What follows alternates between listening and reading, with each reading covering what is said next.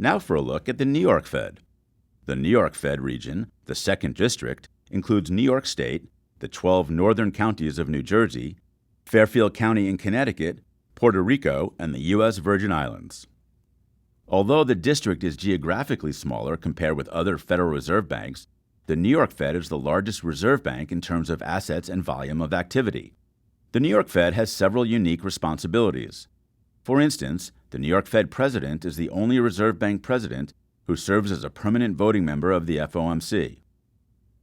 Also, under direction from the FOMC, the New York Fed's Markets Group executes open market operations on behalf of the Federal Reserve System.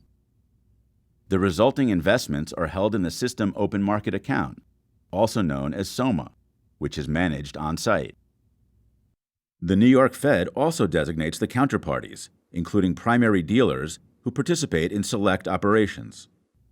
Another unique aspect is the Wholesale Product Office, WPO, which operates out of the New York Fed. The WPO is responsible for managing the Fedwire Fund Service, the Fedwire Securities Service, and the National Settlement Service on behalf of the Federal Reserve System.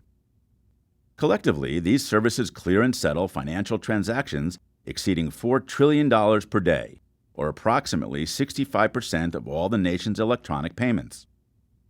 Because these services represent a foundational underpinning of the United States financial system, appropriate steps are taken to ensure their strength and resiliency. The New York Fed also carries out foreign exchange-related activities on behalf of the Federal Reserve System and the U.S. Treasury. In this capacity, the bank monitors and analyzes global financial market developments, manages the U.S. foreign currency reserves, and from time to time intervenes in the foreign exchange market. The bank also executes foreign exchange transactions on behalf of customers. Finally, the New York Fed provides foreign central banks with services such as the receipt and payment of funds in U.S. dollars, the purchase and sale of foreign exchange and treasury securities, and the storage of monetary gold. The New York Fed's Gold Vault is the largest depository of monetary gold in the world. As of 2015, it housed approximately 500,000 gold bars. None of the gold belongs to the New York Fed or the Federal Reserve System.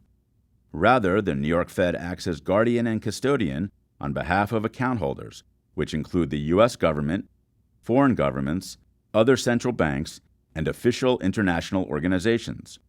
There are no individual or private sector account holders.